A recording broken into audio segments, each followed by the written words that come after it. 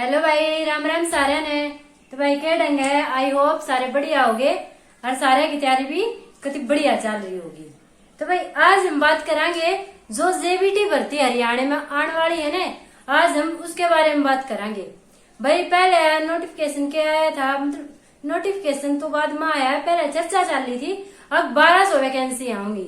भाई वे थोड़ी और बढ़ गई है, ये नोटिफिकेशन आया है 1398 वैकेंसी आऊंगी।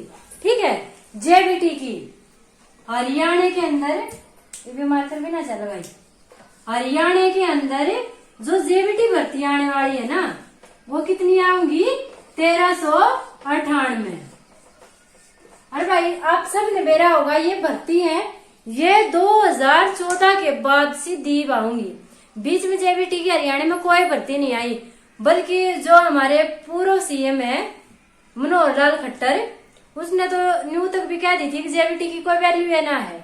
और उनकी इस बात के ऊपर बहुत सारे बालका ने, मतलब जिन्हें जेबीटी कर रखी थी और भाई पहले टेट पास कर रखा था, स्टेट पास कर रखा था, उनने भाई दोबारा स्टेट पास करना जरूरी है नहीं समझा।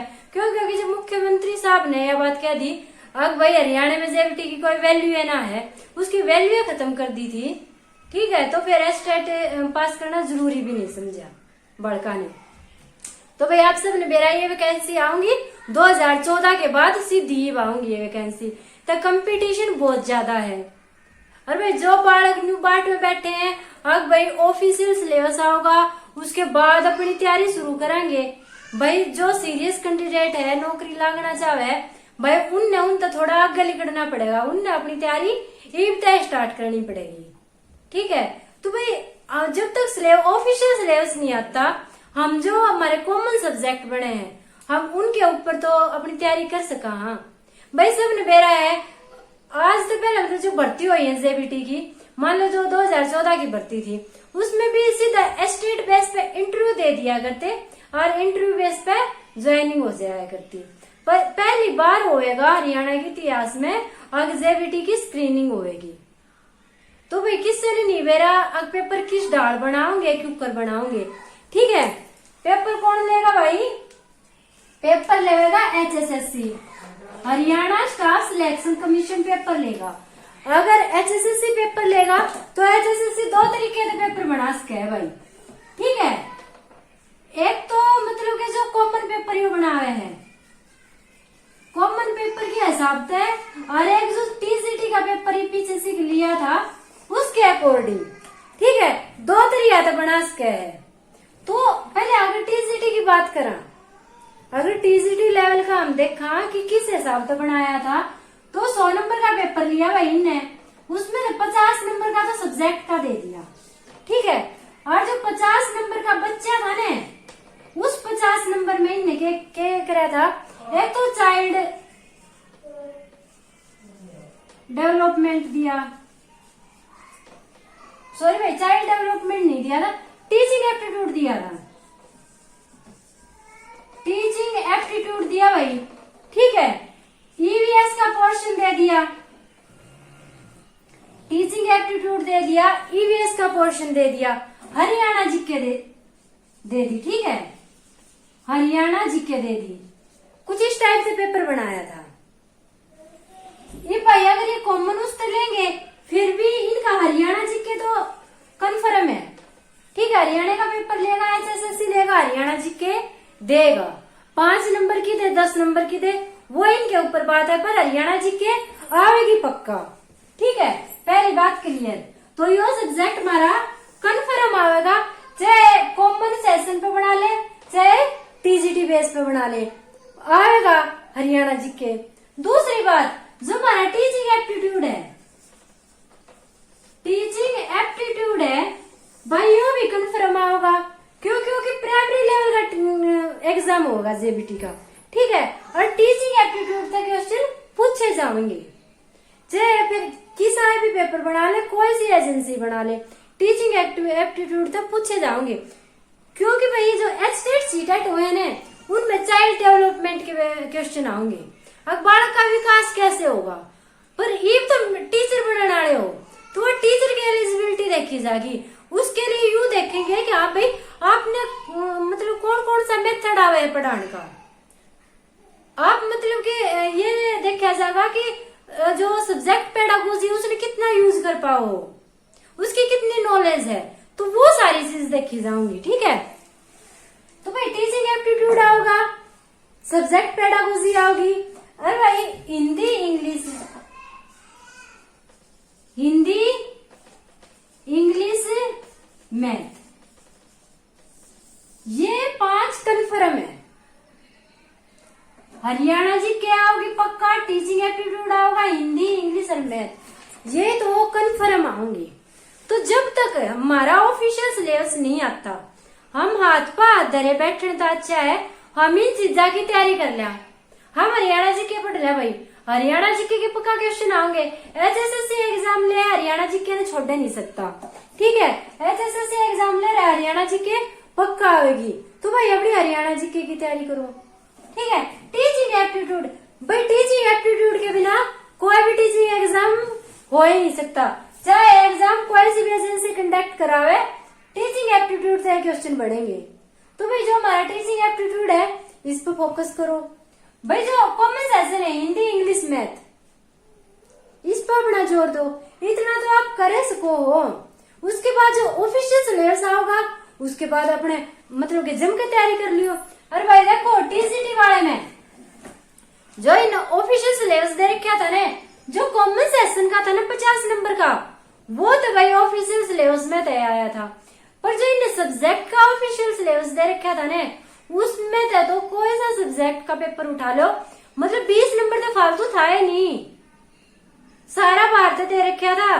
तो सिर्फ ऑफिशियल सिलेबस के ऊपर नहीं बैठना है, अगर सिलेक्शन लेना है तो सिर्फ ऑफिशियल सिलेबस के ऊपर नहीं बैठना। अगर कोई ऑफिशियल सिलेबस दे दिया बस हमने इतना ही तैयारी करनी है, नहीं, बाहर के सोर्स भी अपनाओ। ठीक है, एक्स्ट्रा चीज भी पढ़ो। अगर उनने मतलब के चंद्रयान 3 दे रखा है तो चंद्रयान 2 भी पढ़ दो और चंद्रयान 1 भी पढ़ दो, और जितने भी मिशन गए हैं सारे पढ़ दो। ठीक है, क्योंकि कितने ते भी पूछ सके है, तो सिलेक्शन लेना है तो तैयारी इस हिसाब से करो, अगर कुछ भी आ जाए बस फोड़ दियो पेपर ने। ठीक है ना, तो भाई मतलब कि आज बात यह थी, अगर जब तक ऑफिशियल सिलेबस नहीं आता हम के पढ़ा, तो भाई जब तक ऑफिशियल सिलेबस नहीं आता हरियाणा जी के पढ़ो, टीचिंग एप्टीट्यूड पढ़ो, हिंदी पढ़ो, इंग्लिश पढ़ो और मैथ के सम काट के देखो। भाई देखो अगर कॉमन उससे लेगा ना एचएसएससी तो रीजनिंग डाल देगा, ईवीएस भी आओगा भाई, ईवीएस की भी तैयारी कर लो, चाहे कोई से भी उस पर लेवे, टीजीटी के उस पर लेवे, चाहे कॉमन के उस पर लेवे। ठीक है, आवेगा ईवीएस भी। तो भाई ये कुछ कॉमन से सब्जेक्ट है जो कन्फर्म आने हैं, तो आप सब इनकी तैयारी कर सको। ठीक है, ये हो गया भाई अपने सिलेबस की बात। ये भाई वे बालक जिनका एचटेट भाई मतलब कि आउट ऑफ डेट हो गया, किसी ने 14 में कर रखा है, किसी ने 15 में कर रखा है, कोई 16 तक करे बैठा, कोई 17 तक करे बैठा। ठीक है, जिनका मतलब एक्सपायर हो लिया, अरे वेन्यू कंफ्यूजन में है, हम तैयारी करा अक नहीं करा, कदे भाई तैयारी करा हमारा पेपर ना हुए, कदे हम तैयारी ना करा, कदे हमने मौका मिल जाए, तो बालक हो रहे बहुत ज्यादा कंफ्यूज। ठीक है भाई, आप सब मेरा स्टेट वैलिड तो है 7 साल तक ही, बाकी टीजीटी वाला केस हो रहा था, ये टीजीटी की जो भर्ती थी उसमें बच्चा ने केस कर रखा था, जिनने 2015 से स्टेट कर रखा था। अब भाई उसके बाद वैकेंसी तो आई नहीं, तो इसमें हमारी क्या गलती है भाई, स्टेट की वैधता खत्म होगी तो इसमें हमारी क्या गलती है, जबकि सरकार ने वैकेंसी नहीं निकाली थी। तो भाई वह बात ही जेबीटी भर्ती पे भी बनेगी, क्योंकि 2014 के बाद कोई भी भर्ती नहीं निकाली है। ठीक है, तो अगर ये मौका नहीं देते हैं सारे बालका ने, इस भर्ती पे भी केस होने हैं, यह भर्ती भी ठप होएगी, रुक जाएगी बीच में। ठीक है, इसका केस भी लंबा चलेगा, क्योंकि जब तक केस की सुनवाई ना हो लेगी, फैसला ना होलेगा, भर्ती का रिजल्ट नहीं काट सकते, जो कि टीजीटी की रोक रखी है। ठीक है, अरे भाई टीजीटी वाला दिन ने मौका दे दिया, हाईकोर्ट ने कह दिया कि भाई सरकार की गलती थी, बड़का कोई गलती नहीं, भाई सरकार ने वैकेंसी नहीं काटी। तो भाई 2015 तक जितने भी स्टेट कर रखे थे 2015 तक के, वे सारे वैलिड कर दिए टीजीटी वाली भर्ती में।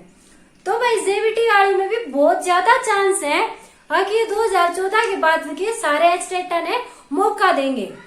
तो भाई आप अपनी तैयारी पूरी रखो, ऐसा ना हो अगर आपने मौका मिल जाए और आप तैयारी ना करो। आपने लास्ट टाइम में मौका मिल रहा है और आप तैयारी ना करो या सोच के हमारे तो स्टेट की वैलिडिटी जाली थी। भाई तैयारी करो, अगर नहीं भी हो मान लो 1% सोच कर देखो, सरकार ने मौका नहीं दिया, सरकार ने नु कह दिया कि नहीं भाई हमने कोई मतलब नहीं है, हमारा तो बस 7 साल है और 7 साल तक पहले काम नहीं लेंगे स्टेट। आपने तैयारी कर ली, दोबारा स्टेट देने में वो तैयारी काम आ जाएगी। और अगर आपका सीटेट हो रहा है और जैसे DSSB के लिखेंगे वहां काम आ जाएगी तैयारी, KVS में तैयारी काम आ जाएगी। पढ़ी और चीज कहीं नहीं जाऊंगी, वे कितने न कितने थारे काम आऊंगी। पर अगर तुम चीजें न पढ़ोगे ही नहीं तो फिर पाछे पछतान तो कुछ नहीं होगा। पाछे अगर सरकार ने मौका दे दिया, अब भाई 2014 के बाद के जितने भी बालक है स्टेट के भाई सारे वैलिड है, ठीक है, सारे वैलिड है, सारे फॉर्म भर सके हैं और आपने तैयारी नहीं कर रखी, फिर आपने घना दुख होएगा। अगर जब मैं तैयारी कर लेता तो आज मैं और बालक आगे होता। तो भाई जो भी JBT के मैडम मास्टर लागना चाहे हैं और इतने 10 साल है मतलब बाट देखने लाग रहे मुंह पाड़े और कब सी वैकेंसी आऊंगी, उनते ये गोल्डन चांस है। नेगेटिविटी दिमाग में ना लिया और पॉजिटिव रह कर अपनी तैयारी करो, ठीक है। सब कुछ अपने भगवान के भरोसे छोड़ दो, SSLC के भरोसे छोड़ दो, जो कि में होगा थारे हक में होगा। तैयारी करोगे थारी मेहनत की तो बेकार नहीं जाएगी, ठीक है। और भाई बहुत ज्यादा चांस है अगर 2014 तक के जो स्टेट है वे सारे वैलिड करे जाएंगे भर्ती में, क्योंकि TGT वाली भर्ती में इस बेस पे केस हो लिया है तो HSSC नहीं चाहेगी अगर इस नई भर्ती में भी इस बेस पे केस हुए, ठीक है। तो पहले इस चीज ने क्लियर कर दी जाएगी। तो मेरा मतलब कि ये मानना है, पर्सनली ये मानना है अगर वे सारे वालों का चांस मिल लेगा जो 2014 का स्टेट करे बैठे हैं उन्हें सारे ने चांस मिल लेगा। बाकी भाई तैयारी करने में कोई वो नहीं है, अपनी तैयारी जारी रखो, बढ़िया तैयारी करते रहो, बढ़िया मौका है। 1398 वैकेंसी है और भाई ये नू लगा लो लगभग 28-29 तारीख तक फॉर्म भरने स्टार्ट हो जाओगे, ठीक है। और तक आ जाते फिर आपका पेपर भी आ जाएगा। तो थोड़ा टाइम है, लिमिटेड टाइम है, अपनी तैयारी जम कर बैठा दो। जब तक ऑफिशियल सिलेबस नहीं आता तो जो ये कॉमन सब्जेक्ट है इन पर अपनी पकड़ मजबूत रखो। हरियाणा जीके होगी, टीचिंग एप्टीट्यूड होगी, हिंदी इंग्लिश मैथ हो गया और EVS का पोर्शन हो गया। ये आपके कॉमन सब्जेक्ट है जो कि HSSC चाहे मतलब किसा भी पेपर बना ले, किससे भी बेस ने ठाकर पेपर बना ले। भाई पहले थे और पेपर हो गए उनने मेनू कह दे हैं भाई प्रीवियस ईयर के पेपर क्वेश्चन पेपर उठाकर देख लो, तुमने पैटर्न मेरा पाट जाएगा। ये JBT का तो कोई पेपर ही नहीं होया, पहले इंटरव्यू बेस पे भर्ती होया करती, कोई पेपर ही नहीं होया। पहली बार हरियाणा के इतिहास में पहली बार JBT का पेपर होएगा। तो पैटर्न तो किसी ने बेरा ही नहीं है और किस पैटर्न तय HSSC पेपर बनावेगी। पर भाई किससे भी पैटर्न तो बनावे, चाहे कॉमन पैटर्न अपनावे चाहे जो TGT के पेपर में लिया था वो पैटर्न अपनावे, ये सब्जेक्ट रहेंगे अपने कॉमन। तो भाई आज की वीडियो इतनी, आई होप वीडियो पसंद आई हो तो वीडियो लाइक और शेयर कर दियो, चैनल ने सब्सक्राइब कर दियो और भाई बढ़िया बढ़िया कमेंट कर दियो। सबके कमेंट पढ़ के ना बहुत अच्छा लगा है, सबने थैंक यू भाई। जय भारत।